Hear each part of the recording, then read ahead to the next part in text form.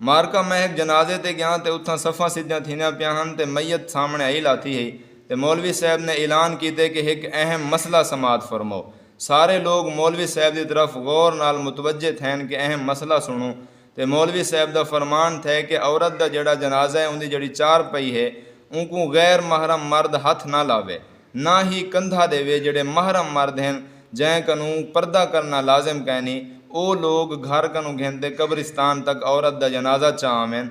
मैं बड़ा हैरान था कि मौलवी साहब ये क्या आहदा खड़े मर्द का जनाजा होवे या औरत का जनाजा होवे सारी शरीयत आदि है कि इनको कंधा दो इनको हथ पाओ अल्लाह रब्बुल इज़्ज़त बेहिसाब अजर अता फरमेंदे। तो ये मौलवी साहब हथू रुकेंदा खड़े कि गैर महरम औरत के जनाजे को चार पे को हथ भी ना पाओ कंधा भी ना दो। तो मैं उतना मौलवी साहब को कोई गाल नहीं की थी क्योंकि मेरे को यकीन है मौलवी साहब गलत है लेकिन मेरे कने सबूत कहना हा। तो मैं घर आया मुख्तलिफ किताबें का मुताला कीते और दारुल इफ्ता अहले सुन्नत का फतवा पढ़े। यकीनन मौलवी साहब गलत हैं गलत बयानी करेंदे पे हैं।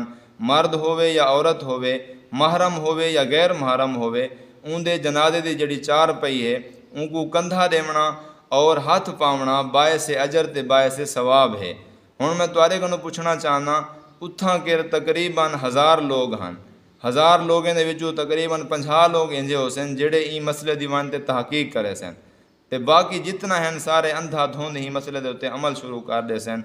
रहमान दे पसंदीदा बंदे जेड़े अल्लाह पाक दे पसंदीदा बंदे हैं उन्हें दी सिफत है कि वो कोई भी मसला सुन दें कोई भी गाल सुन दें अंधा धुंध होंदे उत्ते ढह नहीं पाते बल्कि उनकी तहकीक करें दें अगर वो सही होवे तां उहदे उत्ते अमल करें दें।